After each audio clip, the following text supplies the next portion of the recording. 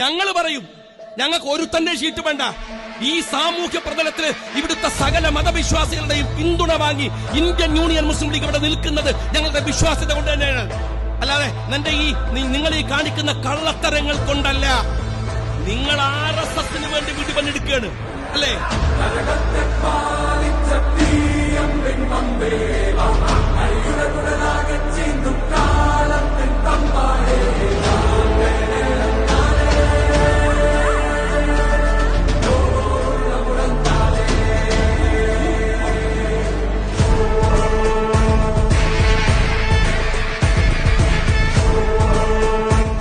കൊല്ലം സർവായുധ വിഭൂഷിതരായി ഞങ്ങളെ ഭയപ്പെടുത്താൻ വന്ന RSSകാരനെ ഞങ്ങൾ പേടിച്ചിട്ടില്ല.